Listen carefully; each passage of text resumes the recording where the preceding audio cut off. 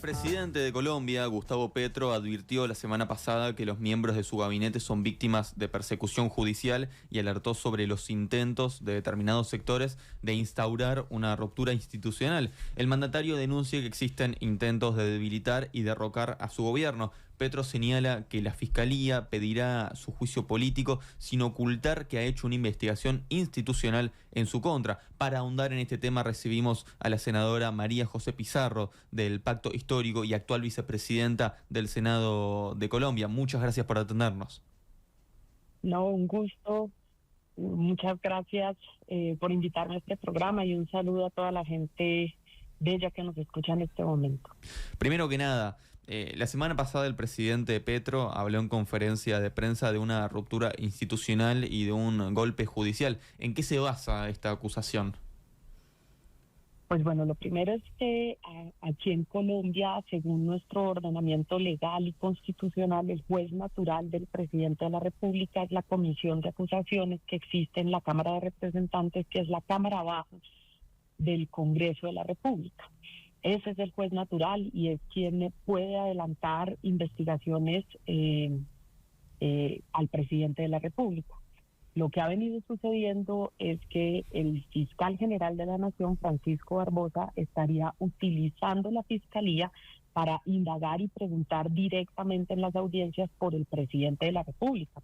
Y esto, pues, obviamente sería abiertamente inconstitucional e ilegal, es decir, estaría utilizando la fiscalía para adelantar investigaciones en contra del presidente de la República. Pero lo que es más grave es que también durante los últimos meses el ya ex fiscal Barbosa, porque ayer terminó su mandato, es decir, a partir del 12 de febrero ya no es fiscal de la Nación, pues venía utilizando la Fiscalía de la República como plataforma política, es decir, y respetando no solamente la independencia de poderes, sino, pues por supuesto, su rol como fiscal general de la Nación, en el sentido de que un fiscal tiene que impartir justicia y por lo tanto tiene que ser absolutamente imparcial, absolutamente autónomo, y su participación en política es absolutamente indebida, lo cual pues genera un quiebre institucional.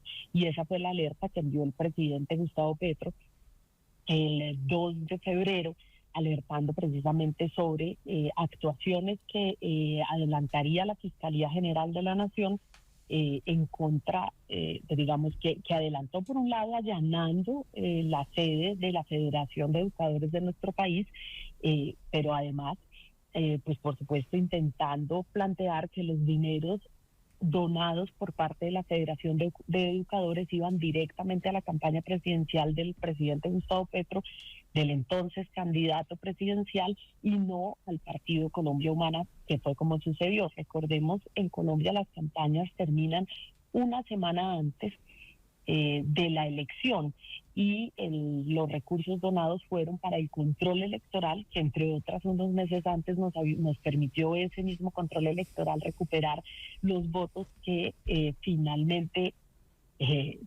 digamos se habían enredado, diríamos entre comillas, y que nos permitieron recuperar 5 curules en el Senado de la República para el pacto histórico, es decir, fue un control electoral efectivo.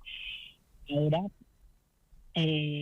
con esos 500 millones lo que se busca establecer, lo que buscan establecer a través precisamente de la Fiscalía, si ingresaron a la campaña, cosa que no sucedió de esa manera por los motivos que acabo de explicar, y en el caso de que ellos determinaran que fue de esa manera, pues lo que buscan establecer es que se habrían superado los topes de campaña, lo cual genera una investigación inmediata por parte de la Comisión de Acusaciones en contra del presidente de la República. Así pues las cosas, lo que se genera es una utilización del aparato judicial para perseguir al presidente de la República. Se habría utilizado la Fiscalía de manera indebida, incluso desproporcionada, en Ahora, contra Pizarro, de investigaciones que se llevan. ¿Sí? ¿Por qué es que sucede esto? ¿Cuáles son los intereses que hay en juego? ¿Qué interés tiene Barbosa, por ejemplo, en deslegitimar al presidente de la República? Pues el fiscal Barbosa es un fiscal que fue ternado en su momento por el presidente Iván Duque, el presidente de entonces, que además tiene una clara afiliación y cercanía con el expresidente y con el partido del Centro Democrático.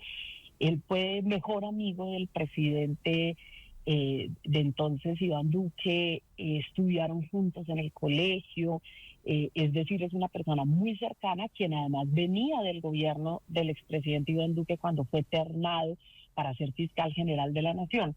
Entonces, digamos, hay una clara cercanía y un claro interés por parte de sectores políticos que en este momento están en la oposición para utilizar o para, digamos, a través de ese rol de la fiscalía, pues por supuesto plantear posiciones que son posiciones políticas, pero además aquí hay un grave problema. Recordemos que Colombia acaba de atravesar o está atravesando por un conflicto de décadas que no ha terminado a pesar de los acuerdos de paz, y en el marco de esto pues hay grandes investigaciones, gravísimas investigaciones por graves violaciones a los derechos humanos en el marco del conflicto armado, pero también grandes escándalos de corrupción. Odebrecht, por ejemplo, uno de ellos que ha sido que es sonado, digamos, en América Latina.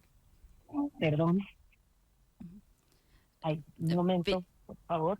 No sé si me escuchan. Pizarro, Perfecto. escuchamos, Sí, sí. te voy haciendo una consulta porque después queremos profundizar contigo justamente en las últimas novedades en torno a estos acuerdos de paz. Pero preguntarte, bueno, por un lado, ¿por qué se demoró esta elección de un nuevo fiscal? Y por otro, surgen críticas, ¿no? También desde distintos sectores con esto de que ahora Petro presente también una terna con sus candidatos y si no se busca también seguir con un fiscal alineado al partido político y no con cierta independencia. Pues mira, el problema en nuestro país, como les venía contando, es un problema de impunidad, es decir, de temor a la verdad. El presidente de la República ha presentado una terna de 3 mujeres incuestionables que no tienen ninguna cercanía con el presidente ni con el partido del gobierno, con la coalición del pacto histórico, es decir, son personas con las cuales no tenemos relación y que nos pueden garantizar lo que es hoy una deuda en la justicia colombiana por décadas, que es romper los altos índices de impunidad que hoy están sobre el 90%, en el caso de feminicidios, en el caso, de abusos contra menores, 98%, en los casos de corrupción, pues lo que les venía contando. Entonces aquí hay un gran temor a la verdad, y lo que se busca es precisamente que esa elección no se dé, que quedemos en una interinidad con una mujer absolutamente cuestionada, que es la hoy fiscal encargada, Marta Mancera, que tiene serios cuestionamientos por haber recibido información de que el director de investigaciones de Buenaventura de la Fiscalía General del CTI era jefe de un grupo narcotraficante, el alias Pacho Malo, se le conoce como alias Pacho Malo, y ella tuvo conocimiento de esta información y no hicieron nada para actuar. Por lo tanto, de alguna manera se permitió que la persona que estaba encargada de las investigaciones de la Fiscalía pues siguiera al frente, no solamente del CTI, sino también como cabecilla de una red narcotraficante en nuestro país. Esto es absolutamente grave, y quedar en manos de una persona que tiene la misma línea que el antiguo fiscal, pues por supuesto a nosotros como fuerza política no nos otorga ninguna garantía. Uh-huh. Esto, digamos, son los temores en los que estamos. Entonces, ¿qué sucede? ¿Hacia dónde vamos? Pues bueno, la Corte Suprema de Justicia tiene una terna de mujeres probas intachables, y lo que debería proceder para no mantenernos en una interinidad absolutamente cuestionable, para brindar tranquilidad, para que se respete la separación de poderes, pero también la colaboración armónica entre el Ejecutivo y la Fiscalía, pues por supuesto sería avanzar en la elección de una nueva fiscal general de la Nación. ¿Y qué poder tiene Pizarro en el Poder Judicial, el sistema político?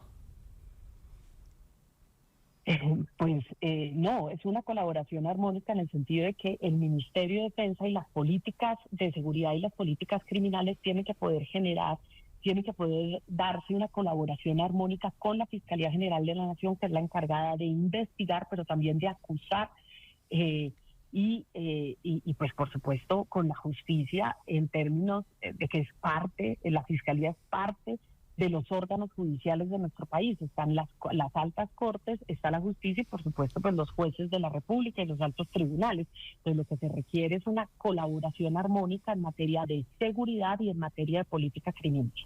Uh-huh. Ahora, la coalición de la que sos parte, el Pacto Histórico, ha convocado a diferentes marchas, ¿no? Para que se concrete la elección de un nuevo fiscal. La Corte Suprema dice que no va a aceptar presiones. Mostraste preocupación, pediste prudencia a la hora de movilizarse y de manifestarse, para que justamente esto no sea como una presión indebida al Poder Judicial. ¿Cómo ha reaccionado la ciudadanía en general frente a todo esto que ha sucedido? Pues bueno, lo primero es que hay una gran indignación, hay una sensación de impotencia y de rechazo en contra del fiscal saliente de Francisco Barbosa, y una gran incertidumbre sobre el papel que pueda jugar al frente de la fiscalía la fiscal encargada Marta Mancera. Lo que sucedió el pasado 8 de febrero fue que la sociedad pues obviamente se expresó, no solamente expresando ese rechazo a las actitudes y a la participación en política del fiscal Francisco Barbosa, el exfiscal Francisco Barbosa, sino además, pues por supuesto en apoyo a FECODE, que su sede fue allanada. FECODE es la Federación de Educadores de nuestro país, que su sede fue allanada, que es una actuación absolutamente desproporcionada en contra de un sindicato de educadores, el más importante de nuestro país. Entonces se manifestaba solidaridad. Mejor dicho, solamente se presentaron incidentes en Bogotá frente a la Corte Suprema de Justicia y en Medellín, pero el resto de movilizaciones, inclusive aquí en Bogotá, quienes nos dirigimos a la Fiscalía General de la Nación, las marchas transcurrieron en total tranquilidad. Yo creo que es importante que se identifique cuáles fueron los sujetos que frente al Palacio de Justicia estuvieron ejerciendo esta actitud de presión sobre la Corte Suprema de Justicia, porque también tenemos videos de manifestantes exigiendo a estos manifestantes más radicales que por favor respetaran la movilización pacífica que allí se estaba dando. Así que estamos pendientes de una identificación por parte de la Policía Nacional y por supuesto otorgarle a la Corte Suprema de Justicia, exigir para la Corte Suprema de Justicia pues toda la autonomía en la elección, eso sí, sin dejar de pedirles que cumplan con su mandato legal de no mantenernos en esta situación pues que para nosotros y para muchos sectores de la sociedad es crítica, y más bien pues proceder con la elección de una nueva fiscal que pueda otorgarle autonomía, equilibrio y por supuesto independencia a la Fiscalía General de la Nación. Pizarro, si nos mantenemos en el terreno judicial, queremos pasar al tema del narcotráfico, que obviamente es un tema central, sin duda, para toda América Latina, pero también en particular para Colombia. ¿Cómo se está trabajando desde la Fiscalía con este asunto? Pues bueno, lo que nosotros tenemos es más o menos el 80% de los casos han sido archivados. Ahí está una de las grandes de las grandes insatisfacciones que hay en relación con las cifras que presentó el saliente fiscal Francisco Barbosa. Por supuesto que se han dado muchas más incautaciones de droga de lo que se habían dado en años pasados. Esto, gracias a las investigaciones que de manera colaborativa han realizado entre la policía y el Ejército Nacional. Recientemente se incautaron 5.5 toneladas de cocaína del Clan del Golfo, que es el clan que opera en el norte de nuestro país, pero por supuesto lo que se requiere y lo que ya hemos planteado nosotros en distintos escenarios internacionales es revisar la política internacional de drogas. Nosotros consideramos que es una política fracasada y que por el contrario pues no ha disminuido el consumo, la misma modalidad de tráfico ha venido cambiando, incursionan nuevas drogas, sobre todo sintéticas en el mundo, y por supuesto Colombia no puede seguir poniendo los muertos en una lucha fracasada contra las drogas. Esto pues por supuesto es una discusión global, no solamente en Colombia. Colombia lo ha planteado como uno de los mecanismos no solamente para superar el problema de las drogas, sino por supuesto también para poder cumplir con un papel fundamental como país amazónico, y es poder proteger ambientalmente el Amazonas. ¿Y cuál es la penetración del narcotráfico en el sistema político colombiano? Pues absoluto. Nosotros hemos tenido, es más, el mismo presidente de la República, siendo senador de la República, adelantó los debates más importantes de nuestro país de parapolítica, es decir, cómo los paramilitares habían venido cooptando el Congreso de la República, pero esto sucedió también en distintas instituciones, es decir, una cooptación del Estado por parte del narcotráfico, pero también del poder local. Y estas son mafias que se han consolidado, que se han casi que mezclado con el poder político, y hoy pues tenemos una filtración de dineros del narcotráfico y de las mismas mafias en distintas instituciones. Está el cartel de la toga. Bueno, se ha dado el narcotráfico ha permeado y ha cooptado jueces, ha cooptado las mismas fiscales, ha cooptado funcionarios públicos. Bueno, esto es uno de los grandes males de la sociedad colombiana. Por eso luchar contra la impunidad, por eso la verdad se vuelve trascendental para poder lograr avanzar como nación y consolidar la paz. Pizarro, hay algo que queremos consultarte con el tema narcotráfico. Acá en Uruguay, hoy lo tratamos bastante en nuestro programa, venimos discutiendo qué medidas se toman y qué sucede cuando se ataca el narcomenudeo y qué pasa en realidad en relación, bueno, a los delitos de cuello blanco, al lavado de activos. Ahora tú decías, bueno, en Colombia hemos detectado un cargamento importante. Más allá de eso, ¿ahí se está combatiendo también eso al más alto nivel?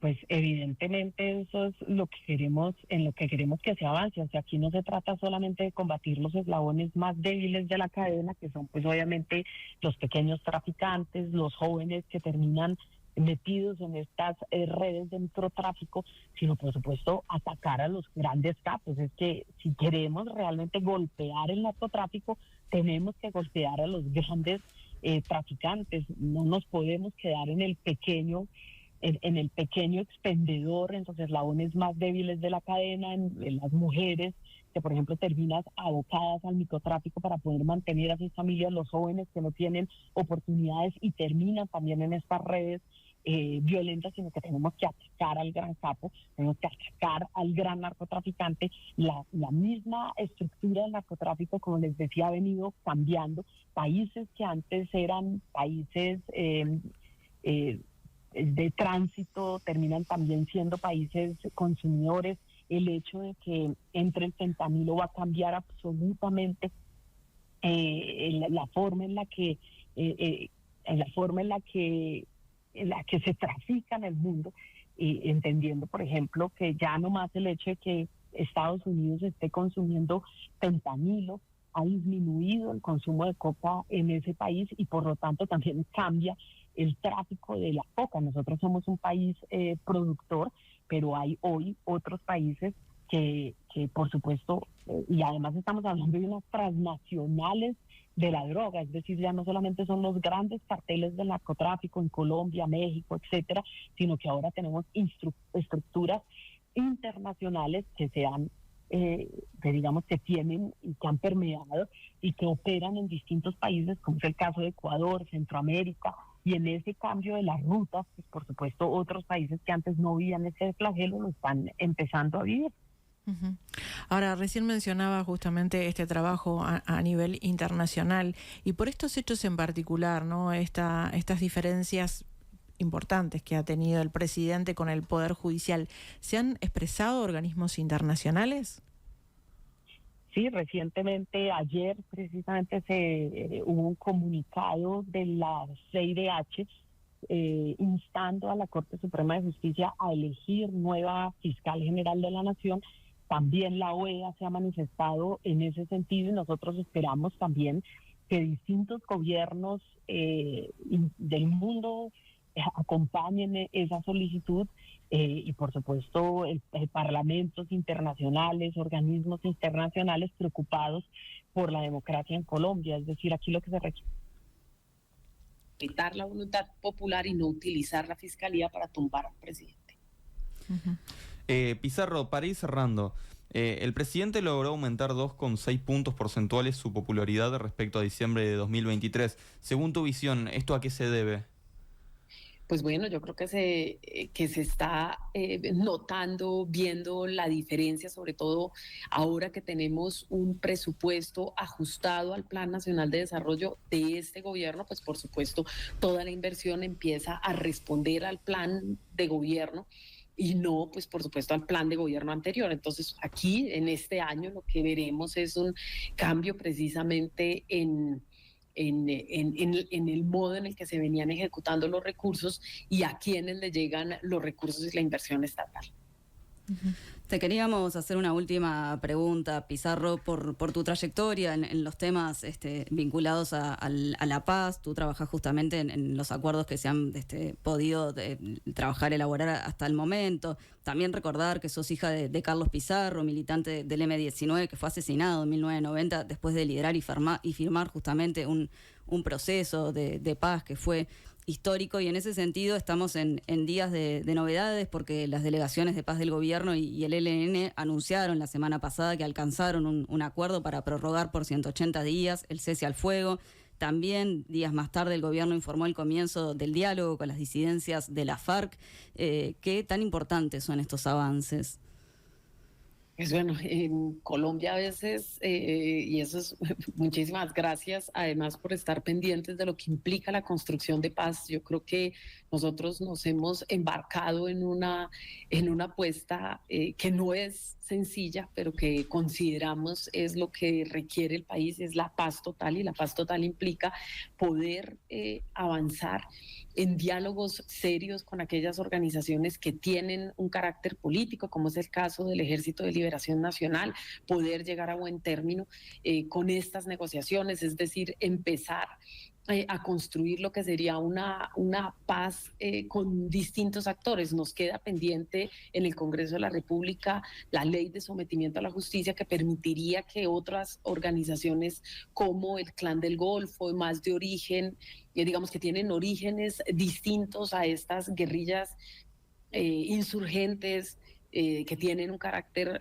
político, pues digamos, poder avanzar con ellos en distintas negociaciones. Hoy en total tenemos más o menos unas 8 mesas instaladas, unas con organizaciones de carácter urbano que hemos hablado, las bandas multicrimen, tenemos negociaciones con las guerrillas, la que se va a instalar con la nueva Marquetalia, la que ya está avanzando con el Estado Mayor Central y la que avanza con el Ejército de Liberación Nacional.